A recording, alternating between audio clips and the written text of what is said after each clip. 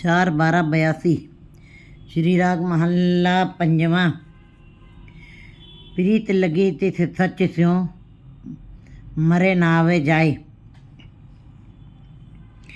प्रीत लगी तिस सच स्यों, प्रीत लगी तिस सच स्यों मरे ना आवे जाए। ना बिछोड़िया बिछड़े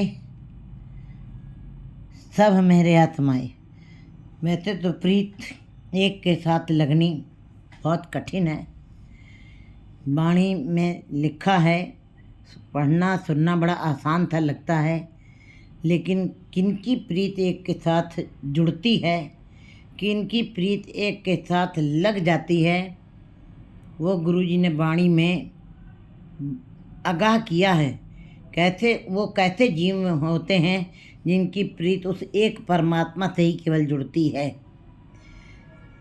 जिन्ना सास गिरास न विसरे हर नामा मन मंत, तन से थे ही नानका पूरन सोई संत। जिनको एक एक श्वास श्वास वो परमात्मा कभी भी विस्मृत नहीं होता है, ऐसे जीव की प्रीत जो है, ऐसे जीव जो हैं फिर एक के साथ जुड़ते हैं, लगते हैं और उस एक के रंग में रंग जाते हैं। फिर ऐसे जीवों की अंदर की स्थिति गुरुजी बता रहे हैं कि सच जिनकी सच के साथ प्रीत लग गई है मरे ना आवे जाए। फिर वे जन्म नहीं लेते, मरण नहीं लेते। मरना जब जन्म नहीं तो मरना नहीं है, और मरना नहीं तो बुढ़ापा भी नहीं है, बुढ़ापा नहीं तो मौत भी नहीं है। इसीलिए गुरुजी कहते हैं नानक बद्धा करता हाँ जिथे जन्म न मरण न जरा। कहते हैं वो वाली फिर स्थिति जीव की होती है। वहाँ जीव सदा के लिए स्थिर हो जाता है, समाधित हो जाता है। ना बिछोड़िया बिछड़े सब में रिहा समाए। जो परमात्मा सब के अंदर समाया हुआ है, जो समाया हुआ वो तो हर एक के अंदर समाया हुआ है, लेकिन जिनकी प्रीत अंदर से बन गई है, श्वास श्वास बन गई है, फिर वो कभी परमात्मा से बिछुड़ते नहीं हैं, वो सदा के लिए मिल जाते हैं। हर जन ऐसा चाहिए जैसा हरि होए। उनकी स्थिति बिल्कुल ऐसी ही हो जाती। तब ऐसे जीव जो है हरि के समान जो हो गए हैं, फिर वो कभी भी बिछुड़ते नहीं हैं, वह परमात्मा का ही रूप हो जाते हैं, वो प्रकाश ही हो जाते हैं। दीन दर्द दुख भंजना सेवक के सत पाए। वो परमात्मा दीनों का दर्द दूर करने वाला है, दुखों का भंजन करने वाला है, दुखों को तोड़ने वाला है, ख़त्म करने वाला है। सेवक के सत भाई, जो सेवक सच्चे भाव से निर्मल भाव से भक्ति करते हैं, प्रेम से करते हैं, जिनकी प्रीत परमात्मा के साथ लग गई है, उनके सारे दुख दर्द वो परमात्मा अपने आप ही दूर कर लेता है। अचरज रूप निरंजन गुर मिलाया माए। वो उस परमात्मा के रूप अचरज हैं। उसकी सारी ये सृष्टि, ये निर्गुण सरगुण जो रूप उसके फैले हुए दिखाई दे रहे हैं, सरगुण रूप उसका ये शरीर है, मनुष्यों के शरीर, पशुओं के शरीर, पहाड़ हैं, नदियाँ हैं, सागर हैं, और सृष्टि में कण कण में उसकी जितना भी कुछ दिखाई देता है, ये सब उसका सरगुण रूप है। ये 5 तत्व का शरीर, ये स्थूल रूप जो हमें दिखाई दे रहा है, अचरज ये उसके वो अचरज रूप है। सवेरे जो कली थी दोपहर में वो फूल बन गई। इसी प्रकार गुरुजी बता रहे हैं वाणी में कि ये परमात्मा के अचरज रूप हैं। अचरज रूप निरंजनों से निरंजन, निरंजन माने जो कालक से अलग है, कालक से जो बेदाग है, जो धब्बों से रहित है, जो निष्कलंक है। गुरु मिलाया माए, ऐसे जिसके अचरज रूप हैं, ऐसा निरंजन धब्बों से रहित, कालिक से रहित जो परमात्मा है, उसने मुझे गुरु से मिलाप कराया है। जब गुरु से मिला उसके रूप, ये अचरज सब जीवों का मिलाप गुरु से नहीं होता है। ये अचरज है जिनको परमात्मा गुरु के साथ मिलाप कराता है। ये भी एक विस्मादपूर्ण अवस्था बनती है उस जीव के लिए। पाई रे मीत करो प्रभ सोई, माया मोह प्रीत त्रिग सुखी नदी से कोई। हे भाई, मीत करना है तो अपने परमात्मा को ही मित्र बना लो। संसार के मित्र भाई छोरे जो भी हैं वो अंत तक तुम्हारा साथ नहीं देंगे। अगर जो मित्र बनाना है किसी को तो परमात्मा को अपना मित्र बना लो, और परमात्मा के सारे ही साथ ही सारे अपने रिश्ते जोड़ लो। परमात्मा में ही सारे माता पिता बंधु और स्त्री बच्चे का रूप तुम परमात्मा के अंदर ही देख लो। तू मेरा पिता, तू है मेरा माता, तू मेरा बंदा, तू मेरा प्राता। ये रूप तुम प्रभु के अंदर ही तुम देख लो। वो सबका माता पिता है। माया मोह प्रीत त्रेग सुखी न दिसे कोई। अगर जो माया के साथ प्रीत करने के पश्चात अगर जो सुख मिलता तो राजाओं को कौन सी कमी पड़ी है। खाने को मिल रहा है, जो खाना चाहते हैं, इंद्री स्वाद, इंद्री जो कुछ चाहती है, रसना जो चाहती है वो खाने को मिल रहा है राजे को। देखने को जो कुछ चाहता है वो राजे को देखने को मिल रहा है। जो सुनने को चाहता है वो सुनने को मिल रहा है। राजाओं को, राजा माने रजा हुआ, तृप्त, ऐसे जीवों को कौन सी कमी पड़ी है। फिर भी आखिर क्यों नहीं सुखी दिखाई देते हैं। सकल सृष्टि में राजा दुखिया इतने सुख होते हुए, राशि सुख। इंद्र कहते हैं, इंद्र माने जिसका जो उसकी इंद्रियां जो कुछ चाहती थी सब कुछ उसको मिल जाता था। इंद्री जो भी इच्छा, स्पर्श करने की इच्छा हो, खाने की इच्छा हो, देखने की इच्छा हो, जो इंद्रियों की भूख होती थी उन भूखों को पूरा करता था परमात्मा। उसको इंद्र कहा गया। लेकिन गुरुजी बता रहे कहीं वो सुखी दिखाई दे रहे हैं, कहीं वो आनंदित दिखाई दे रहे हैं। इसका मतलब गुरुजी बता रहे हैं माया मोह प्रीत त्रिग सुखी न दिसे कोई। ये माया मोह की प्रीत जो हमको बड़ी आकर्षित करती है, हमें अपनी तरफ खींचती है। परिवार का मोह, जो मांस और नाखून का रिश्ता कितना गजब है। कहते हैं इस मन को ममता कहाँ से लग गई इतनी कि इस संसार के सारे जीव हमारे सामने चले जा रहे हैं। कभी आँख से एक आंसू नहीं गिरता है। अपने घर का एक शख्स जाता है, एक मनुष्य, एक जीव जाता है तो कैसे इन आँखों से आंसू गिरते हैं। कहते हैं ये माया मोह प्रीत, ये माया है, उसकी जो मोह है, परिवार का मोह, बच्चों का मोह और माया का मोह। माया क्या चीज़ है। जिस वस्तु को देखने के पश्चात परमात्मा का नाम भूल जाए वो चीज़ माया बन जाती है। और ऐसा मोह, चाहे पदार्थों का मोह, चाहे परिवार का मोह, चाहे स्त्री का मोह, चाहे धन का मोह है, चाहे संपदा का, चाहे वस्तुओं का मोह है। ये कहते हैं इनके साथ प्रीत, इनकी प्रीत धिक्कार योग है। ये तुमको, तुम्हारे लिए सदा सुख देने वाली नहीं है। ये प्रीत तुम्हारे सदा चलने वाली नहीं, सदा साथ जाने वाली नहीं। और ऐसे जीव जो माया मोह से प्रीत करते हैं वो धिक्कार योग है। और ऐसे जीव कभी भी सुखी नहीं दिखाई देते हैं। हमको बाहर से दिखाई देते हैं ये बड़े आनंदित हैं, लेकिन नहीं। जितने भी ये माया में पड़े हुए लोग हैं, बड़े बड़े जो दिखे लोग, तिनको व्यापे चिंता रोग, कौन बड़ा, माया बढ़ियाई। कहते हैं फिर गुरुजी ने आखिर में अंत में फैसला किया कि माया बढ़ियाई ये कह दिया वाणी में। फिर कहा कि सबसे बड़ा कौन है, जिन राम लिव लाई, जिन्होंने राम के साथ लिव लगाई सबसे बड़ा वही है। इसलिए हे जीव, तुम माया मोह के साथ प्रीत मत करो। ये धिक्कार योग है। ये इसके साथ जुड़े हुए जीव कभी सुखी दिखाई नहीं देते हैं। रहो दाना दाता शीलवंत निर्मल रूप अपार, सखा सहाई अति बड़ा ऊंचा बड़ा अपार। वो दाना है, दाता है, वो सदा ही परमात्मा, सदा ही खुश रहने वाला है, सदा ही गंभीर धीर है और सदा ही आनंद में रहने वाला है और सभी को दाते देने वाला है। कोई संसारिक जीव एक बार दे दे, दोबारा वो उस जीव को ब्लैकमेल करने लगते हैं, उनसे श्रम कराने लगते हैं, उनके बदले में दूसरा कार्य व्यवहार करवाते हैं। लेकिन परमात्मा देने में दाता देता जाता है, उसके बदले में उसको कोई तमा नहीं है, कोई मुझको इसके बदले में कुछ देगा। दाना दाता शीलवंत, वो शीलवंत है, वो दाता है तब देता जाता है और वो सदा खुशी से देता है। गंभीरता धीरता वाला वो। निर्मल रूप अपार, उसके रूप अपार हैं, वो निर्मल है, वो पवित्र है, वो स्वच्छ है, वो अपार है, उसका कोई पार नहीं पाया जा सकता है। उर्वार पार सब एको दानी, उर्वार भी वही है, पार भी वही है, उसका कोई और छोर नहीं है, उसको कोई मापा नहीं जा सकता है। थका सहाई अति बड़ा ऊंचा बड़ा अपार, बालक बिरध न जानिए नेचल तिस दरबार। वो सखा सहाय, वो मित्रों की तरीके से वो सहायता करता है। अति बड़ा सबसे बड़ा है मित्र, वही सबका सबसे बड़ा मित्र वही है जो सहायता सब जगह सहायता करने वाला है। ऊंचा है, बड़ा है, इतना बड़ा है, इतना बड़ा है, बड़ा बड़ा आखे सब कोई केवट बड़ा डीठा है। वो उस बड़े को भी मापा नहीं जाता। जितना बड़ा बड़ा कहते जा रहे हैं वो आगे और बड़ा और विस्तृत और ज़्यादा फैला हुआ है। उसका उसकी फैलाव को कोई नाप नहीं सकता। वो दिन प्रतिदिन बढ़ता ही जा रहा है।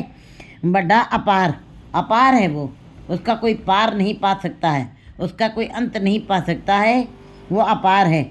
अगर जो पार पा ले फिर तो परमात्मा छोटा हो गया और जिसने पार पा लिया वो बड़ा हो गया।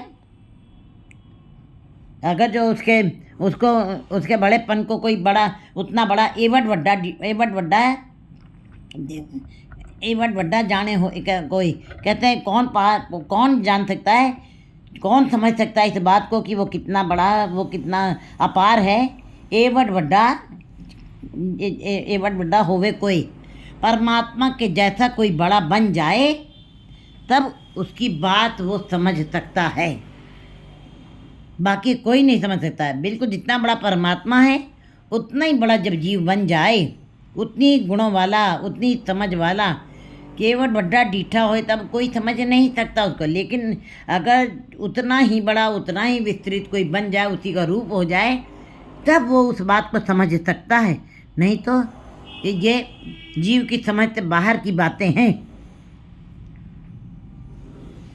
एवट वड्डा होवे कोई, कहते हैं उतना बड़ा कोई हो तब वो समझ सकता है।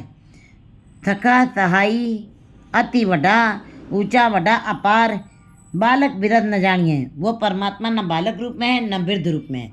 जब जन्म नहीं तो बालक नहीं, बालक नहीं तो जवानी नहीं, जवान नहीं, जवान नहीं तो बुढ़ापा नहीं। वहाँ परमात्मा एक रूप है। परमात्मा निर्जुर है। वो हम लोग जोड़ वाले हैं। परमात्मा निर्जुर है, उसके अंदर कोई जोड़ नहीं है। वो ना बालक रूप में है ना वृद्ध रूप में है, उसके ऊपर कोई अवस्था नहीं है।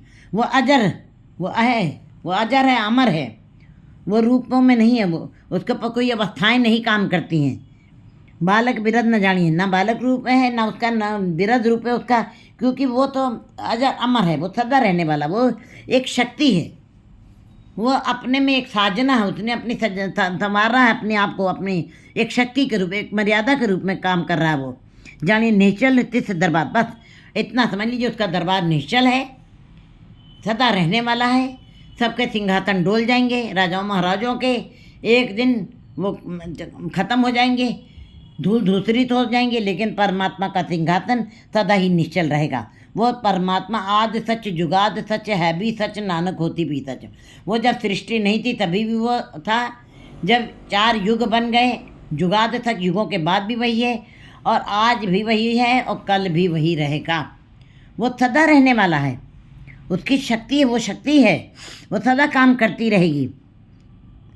जो मंगिए सोई पाइए, ने धरा आधार। जीव जो कुछ मांगते हैं सब कुछ परमात्मा देता जाता है।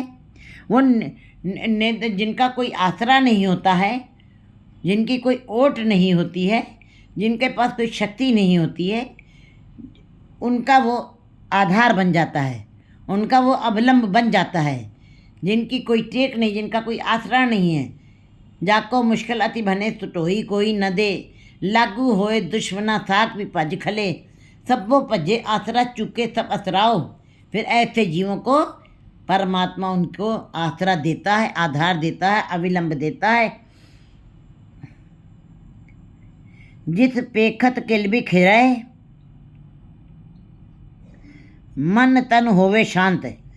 जिस परमात्मा के दर्शन करने से, जिसको देखने मात्र से सारे किल बिख दूर हो जाते हैं। किल बिख माने दुख। एक दुख होते हैं बाहर के, एक दुख होते हैं साधारण कि चोट लगी है, कुछ हुआ है बाहर से, उसका इलाज कर लेते हैं, ठीक हो जाता है।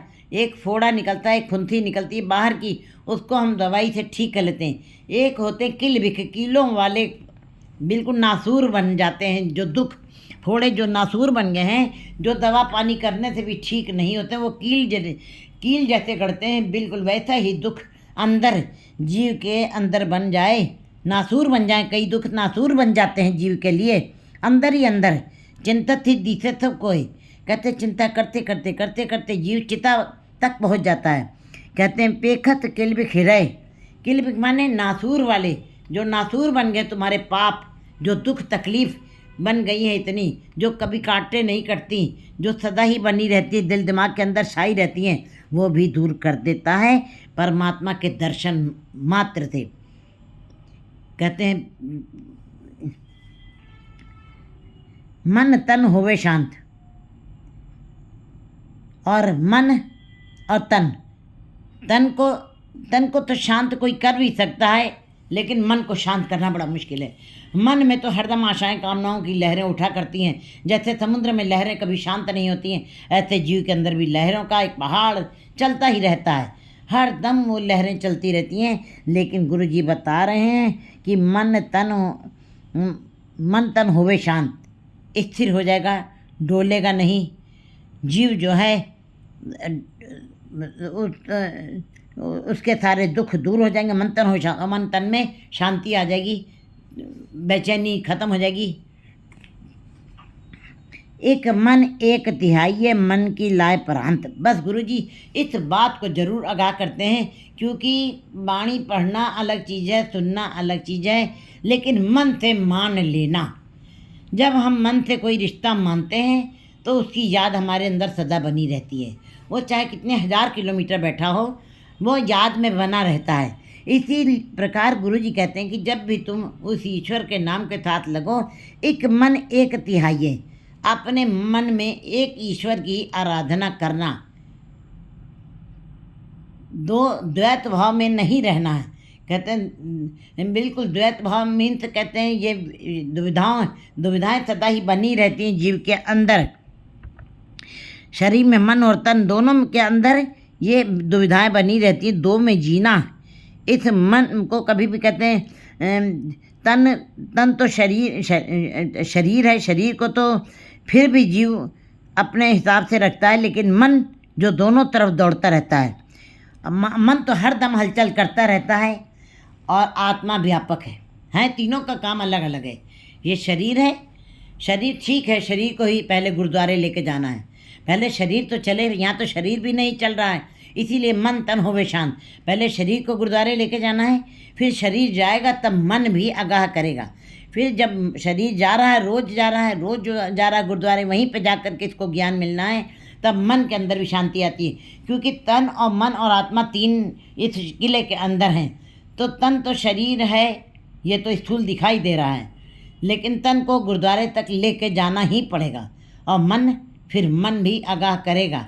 मन कहते मन बहुत चंचल है, मन कभी काबू नहीं आता है। मन के अंदर सदा ही आशाओं कामनाओं की लहरें, तृष्णाओं की लहरें उठती रहती हैं, इसीलिए कभी स्थिर नहीं होता है। एक आत्मा है जो सर्वव्यापक है, और मन जो है कभी मायावी बन जाता है, कभी निरंकार का रूप हो जाता है, और कभी शैतान का रूप हो जाता है। मन के अनेक रूप अंदर ही अंदर बनते रहते हैं। इसीलिए मन की अवस्थाओं को काबू पाना बड़ा आसान नहीं है। लेकिन गुरुजी कहते हैं जो कि परमात्मा के को दर्शन करते हैं, नाम का करते हैं, जिस पेखत किलबिख, जिसके देखने मात्र से सारे दुख तकलीफ दूर हो जाते हैं, और मन भी शांत हो जाए, ये बहुत बड़ी अवस्था है। क्योंकि मन को शांत करना आसान नहीं है। मन में तो हर दम कहीं निरंकार है, निरंकार की जो एक सेकंड पहले ये निरंकार के साथ जुड़ा था, गुरुद्वारे बैठा था, योगी बन के बैठा था, बाहर आ गया है तो भोगी बन के बैठा, संसार में विचरण कर रहा तो रोगी बन जाता है। इसकी तो अवस्थाएं एक एक पल के अंदर, एक एक पल से भी और जल्दी बदलती ही रहती हैं। मन को अगर मन और शांत हो जाए तो ये बहुत बड़ी अवस्था है। ये कब होगी? जब ईश्वर को दर्शन हम करते हैं, जिसके दर्शन मात्र से हमारे मन और तन दोनों शांत हो सकते हैं। एक मन एक तिहाई मन की लाए प्रांत, जो एक मन एक चित्त होकर के उसका ध्यान करते हैं, अपने मन को भी जोड़ते रहते हैं, निश्चल होकर के, सावधान एकाग्र चित्त होकर के जो जड़ते हैं मन की लाए प्रांत, वो मन के अंदर से सारे भ्रमों को, दुविधाओं को दूर कर देते। दुविधा क्या है? दुविधा को कहा गया बौरापन। ये पगला गया है, और पागल जब हो गया है, ये माया ने सब पागल बना दिया जीव को। दुविधाओं में रह करके जीव कहते हैं, दुविधा माने बौरा माने पागल वाली अवस्था। और पागल किसने कर दिया? इस माया ने जीवों को पागल करके रखा हुआ है, वो उसको कोई शुद्ध नहीं है। तो गुरु जी कहते हैं एक मन एक तिहाई है मन की लाए प्राण। जब मन से सारे भ्रम खत्म हो गए, दुविधाएं खत्म हो गई, तब ये मन एक चित्त होकर के जुड़ता है। गुण निधान नवतन सदा पूरन जाकी दात। वो परमात्मा गुणों का निधान है, गुणों का खजाना है। नवतन सदा, रोज ही रोज उसके अंदर से नए नए खजाने, नए नए रूप उसके अंदर से मिलते हैं हमको, नई नई शिक्षाएं मिलती है, नई नया ज्ञान मिलता है उसके अंदर। एक एक गाना हम एक बार सुनते हैं, 4 बार सुनते हैं, हम ऊब जाते हैं। एक कला हम एक बार बनाते हैं, कोई तस्वीर हम 4 बार बनाते हैं, हम ऊब जाते हैं। एक पुस्तक हम बाहर की पढ़ते हैं, कोई नावल या उपन्यास एक बार पढ़ते हैं, हम दोबारा नहीं पढ़ते, बोर हो जाते हैं। लेकिन परमात्मा गुणों का निधान है, नवतन सदा, सदा ही उसके अंदर से नए नए नए नए ज्ञान की बातें हमें मिलती रहती हैं, जो मनुष्य जीवन के लिए बहुत ही आवश्यक हैं। और इस क्योंकि मनुष्य का मूल परमात्मा का नाम ही मन तो ज्योत स्वरूप है, क्योंकि मन जो है वो परमात्मा का छोटी ज्योत बन के आया है। अपना मूल पछाड़ा, और इस मन को परमात्मा में ही समाना है, इस ज्योत को परमात्मा में ही समाना है। तो कहते हैं ये गुण निधान नवतन सदा, परमात्मा का नाम गुणों का निधान है। वो सदा ही नए नए उसके अंदर से खजाने निकलते रहते हैं, नई नई बातों की जानकारी मिलती रहती है। पूरन जाकी दात, ये पूरन दात है। बाकी सारी जितनी वस्तुएं संसार की वो सब अधूरी हैं, जितने भी सुख हैं वो क्षणिक हैं, वो अधूरे हैं। हमारा जीवन भी क्षणिक है, लेकिन परमात्मा के साथ जो जुड़ जाते हैं उनको पूरन दात मिल जाती है। और पूरन दात का मतलब है, पूरन जाकी दात, उसकी दात पूरी है। सदा सदा आराध्य दिन विसरो नहीं रात, जो सदा सदा ही, इसलिए गुरु जी वाणी में जीवों को समझा रहे हैं कि सदा सदा ही तुम्हें उसकी आराधना करनी चाहिए, उस निरंकार की, उस परमात्मा की। दिन विसरो नहीं रात, दिन और रात मिला करके जितना भी घंटे बनते हैं, जितने भी पल बनते हैं, जितनी भी घड़ियाँ बनती हैं, उसमें तुमको उसको विस्मृत नहीं करना चाहिए, भुलाना नहीं है, उसको याद रखना है। जिनको पूरब लिखा तिनका सखा गोविंद, जिनका पूरब लिखे क्या लेख अच्छे लिखे हुए हैं परमात्मा के दरबार से, उसके अच्छे भाग्य हैं। पूरब लिखा हुआ है पूर्व जन्म से, तिनका सखा गोविंद, उनका मित्र गोविंद बन जाता है, परमात्मा बन जाता है। सबका मित्र परमात्मा नहीं बनता है। जिनके भाग्य अच्छे हैं, पूर्व जन्म से जो कर्म लिखा के आए हैं, वैसा ही उनको फल मिलता है। फिर ऐसे जीवों के जिनके भाग्य अच्छे हैं, जिनको पूरब लिखा है, जिनका पूर्व जन्म से जिनके माथे पे परमात्मा ने जैसी कलम मुड़ी है मस्तक, तैसी जुड़े पास, उस अनोखी कलम से जितने परमात्मा ने उन सारे जीवों के मस्तक पे जो लेख लिखे हैं, तो गुरमुख जीवों के जो मस्तक पे जो लेख लिख दिए हैं, तिनका सखा गोविंद, फिर ऐसे जीवों का मित्र परमात्मा बन जाता है।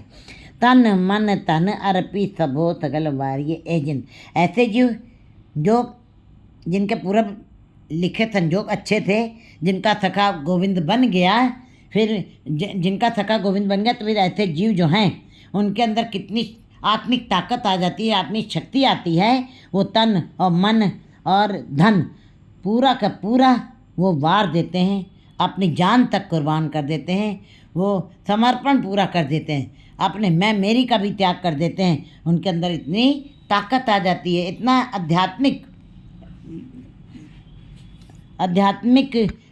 आध्यात्मिकता के साथ जुड़े उनके अंदर इतनी हिम्मत आती है कि वो तन, कहते तन को अर्पण करना आसान है, मन देना आसान नहीं है। मन कहते हैं मन बेचे सदगुरु के पास, तिस सेवक के कार्य रास, सेवा कर तो है नेकामी, तिसको होत प्राप्त स्वामी। ये अवस्था उन जीवों की आ जाती है, वो निष्काम बन जाते हैं, वो निष्काम भाव से तन मन अर्पण कर देते हो, थगलवारी जिंदा, और अपनी जान भी अगर जो कहीं कुर्बान करने की वक्त आ जाए, वो अपनी जान तक कुर्बान कर देते हैं। देखे सुने हजूर सद कट कट ब्रह्म रविंद, हे जीवो सावधान हो जाओ, वो परमात्मा तुम्हारे अंदर की भी भावों को जान रहा है और बाहर के भी विचारों को समझ रहा है। देख सुने हदूर सद, वो तुमको देख भी रहा है, तुम्हारे कर्मों को देख रहा है, तुम्हारी चाल को देख रहा है, तुम उठने बैठने खाने की मर्यादा को भी देख रहा है, तुम्हारा जीवन कैसा चल रहा है, वो तुम्हारे हर क्रियाकलाप को देख रहा है। चित्ते अंदर सबको वेख नदरी हेठ चलाइंदा, वो सब कुछ हो देख रहा। कर्मी कर्मी हो विचार, और उसने तुम्हारे एक एक श्वास का एक एक कर्म का विचार भी करना है।